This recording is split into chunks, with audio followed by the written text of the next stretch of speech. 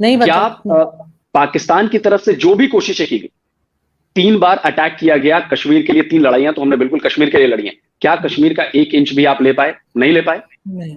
कश्मीर बनेगा पाकिस्तानी 75 ईयर से हर बच्चे की जुबान में, जहन में भरा जाता है ये नारा।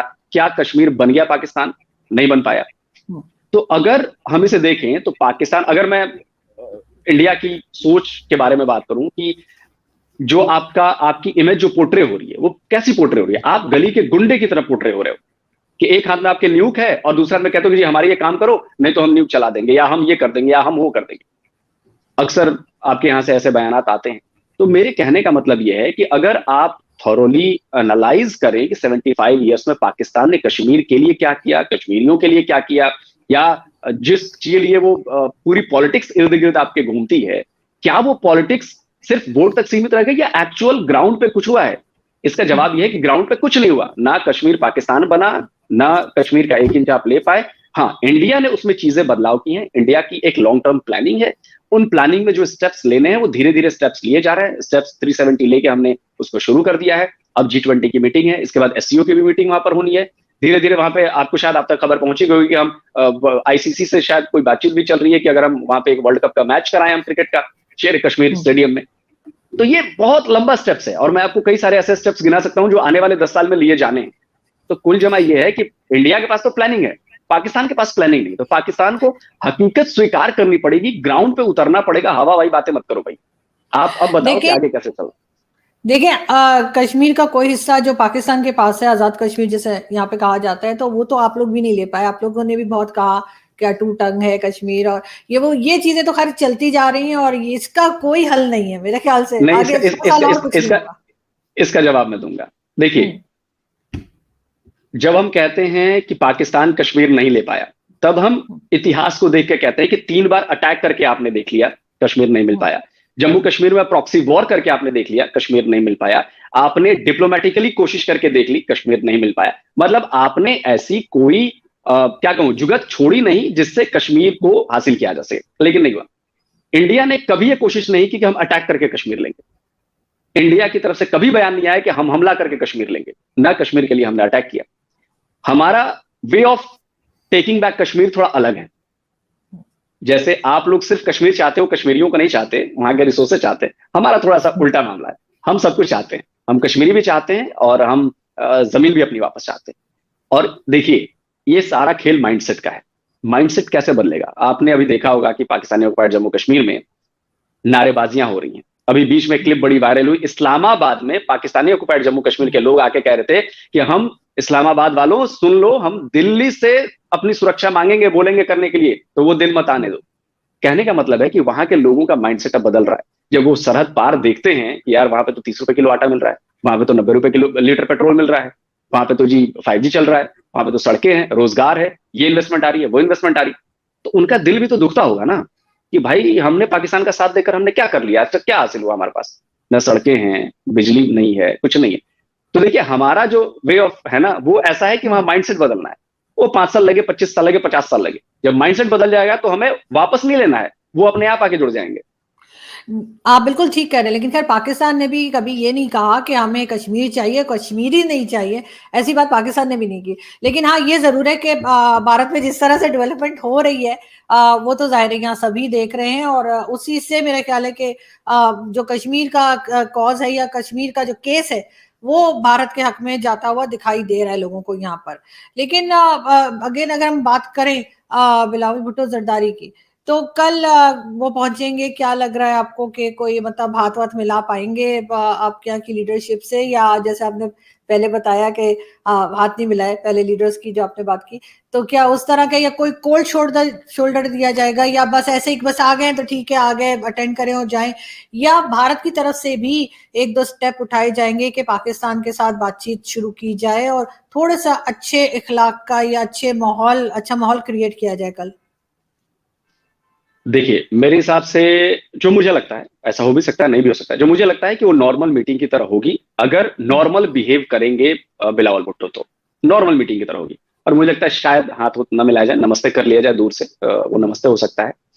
दूसरी बात मैं ये कहना चाहता हूं कि बिलावल भुट्टो जो एक क्या कहें जो पीछे से बैकलॉग जो लेके आ रहे हैं ना, जो बयानबाजी वाला बैकलॉग था, हाँ, वो वही मैं बड़ा पूछने वाली थी। हाँ जी, हाँ, उन पर वो थोड़ा भारी पड़ेगा, क्योंकि देखिए इंडिया के लोग बड़े नाराज थे उनकी बातों से, जो उन्होंने हमारे पीएम के लिए कहा कि जी ओसामा बिन लादेन तो मर गया, लेकिन बचर ऑफ गुजरात जो है अभी जिंदा है। देखिए, जब आप सही। इतने बड़े पोस्ट पे होते हैं, जब आप अपनी कंट्री को रिप्रेजेंट कर रहे होते हैं और एक बहुत अहम पद पर हैं, वो फॉरेन मिनिस्टर हैं। फॉरेन मिनिस्टर का काम होता है बहुत डिप्लोमेटिकली काम करना, जैसे हमारे फॉरेन मिनिस्टर करते हैं। लेकिन उन्होंने डायरेक्टली ये पर्सनल अटैक किया। ठीक है, आप एज ए इंडिया को अटैक करिए, आप उनको कश्मीर मुद्दे पर गिरिए, लेकिन जब आप पर्सनल अटैक पर आ जाते हैं ना, तो फिर आप इस बात के लिए भी तैयार रहिएगा कि पर्सनल अटैक आप पर भी होगा। तो मे भी अगर यहां पर आए और उन्होंने अगर थोड़ी बहुत इधर उधर की, तो मे भी हो सकता है कि इधर से कुछ ना कुछ ऐसा दिखाया जाए, शो किया जाए कि बॉस हम आपको ज्यादा भाव नहीं दे रहे। दूसरी चीज कि आपने बात कही कि बिलावल भुट्टो के लिए कैसा रहेगा। देखिए, मौका अच्छा है बिलावल भुट्टो के लिए, अगर वो चाहते हैं कि पाकिस्तान की राह जो है वो आगे आसान हो, तो उसके लिए उन्हीं को कोशिश करनी पड़ेगी। उनको अपने बिहेवियर को बदलना होगा, अपने नैरेटिव को बदलना होगा। वो नैरेटिव, जैसे हमारा तो स्टैंड है, गोली और बोली एक साथ नहीं चल सकती। तो जब तक हम टेररिज्म पर पाकिस्तान की तरफ से पूरी तरह से आश्वासन न पालें कि जी काबू पाया जा रहा है, नहीं किया जाए, तब तक ये दोस्ती नहीं हो सकती, ये मान के चलिए। और जो नई लीडरशिप है, वो बिल्कुल इस बात को लेकर बहुत क्लियर एंड कट है, फोकस उसका है कि जी ऐसे बर्दाश्त अब नहीं किया जा सकता। 75 ईयर से जो चीजें चली आई हैं, जिस ढर्रे से चली आई हैं, वो ढर्रा अब नहीं चलेगा। या तो आप यस करिए, नहीं तो नो करिए, खत्म करिए। तो ये ऐसे नहीं चलेगा। तो ये जी, एक तरफ जो डिफेंस मिनिस्टर है वो शरीक नहीं हुए, हालांकि बड़ा शोर था उनका भी कि शायद वो जाएंगे, इस मीटिंग में नहीं गए। लेकिन दूसरी तरफ फॉरेन मिनिस्टर जा रहे हैं। क्या मैसेज किया जा रहा है इंडिया को पाकिस्तान की तरफ से कि हम बात करना चाहते हैं या हम बात करना नहीं चाहते? क्योंकि एक मिनिस्टर नहीं जाता, दूसरा जो है वो चले जाते हैं। तो आपके ख्याल से क्या मैसेज जा रहा है? और आगे ये मतलब आपको लग रहा है कि बेहतर हुआ है कि इस तरह की अगर मीटिंग्स होती रहें, टाइम टू टाइम पाकिस्तान से भी इनविटेशंस आते रहे, तो क्या भारत भी कभी, भारत के भी लीडर्स कभी सोचेंगे कि वो भी पाकिस्तान विजिट करें? जी बिल्कुल, अगर मल्टीलैटरल प्लेटफॉर्म है तो वहां पे तो विजिट करना चाहिए, और भारत के लोग करेंगे भी। देखिए, Bilawal Bhutto as a India Pakistan के लिए नहीं आ रहे। वो बिलावल भुट्टो, हमें समझना पड़ेगा, एससीओ के लिए आ रहे हैं। वो सिर्फ इंडिया से बात करने नहीं आ रहे हैं, वो उस मंच पे आ रहे हैं जहां पे इंडिया भी है। इसके अलावा भी 10 कंट्रीज और भी हैं। तो इसको ऐसे नहीं देखा जाना चाहिए कि वो इंडिया से रिलेशन बेहतर करना है इसलिए वो आ रहे हैं, नहीं।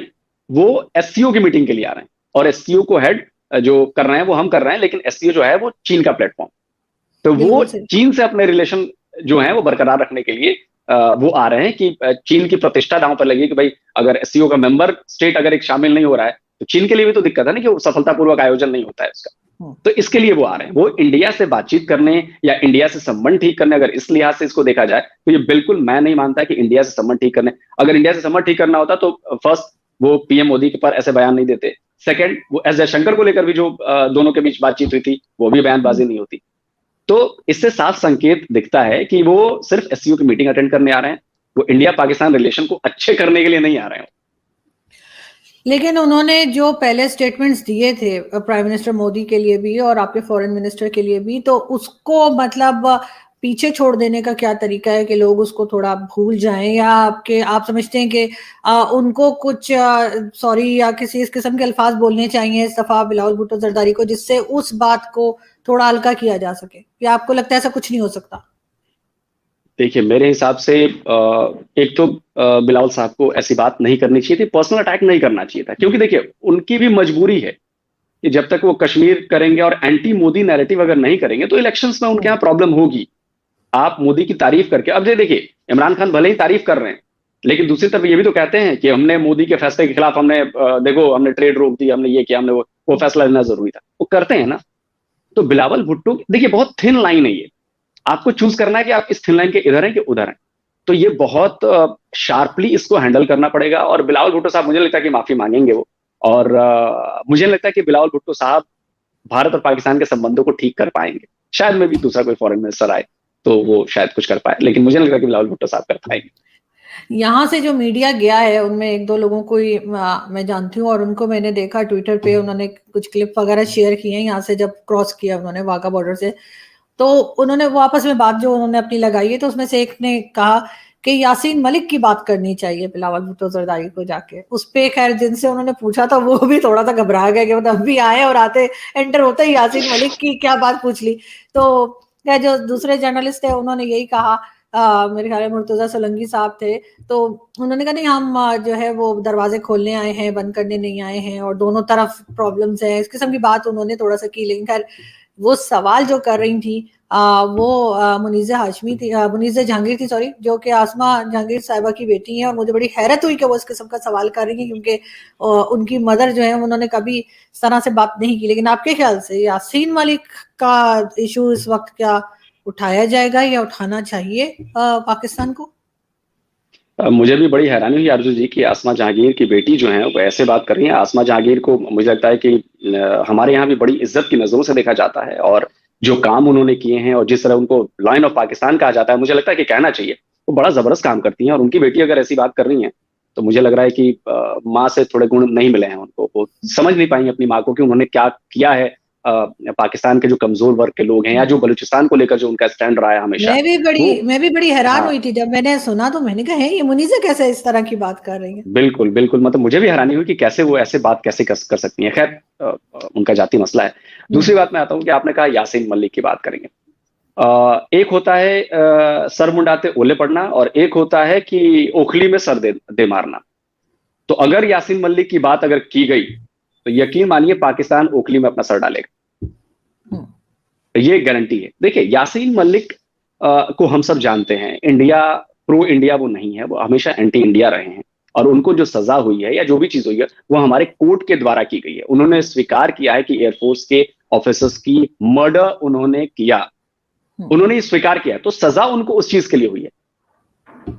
तो इस बात को समझना होगा कि एंटी इंडिया आप काम करोगे, आप लोगों के मर्डर करोगे, वो भी एयरफोर्स के अधिकारियों के मर्डर करोगे, तो आप इसके लिए बच नहीं पाओगे। आप कब तक सहानुभूति बटोरोगे, सब कुछ करोगे। तो एंटी इंडिया आप पाकिस्तान में अगर ऐसा हो जाए तो क्या आपको लगता है कि पाकिस्तान की जो सरकार है या पाकिस्तान का जो प्रशासन है, क्या वो छोड़ देगा ऐसे आदमी को जो उनके एयरफोर्स के आदमियों को मार दे?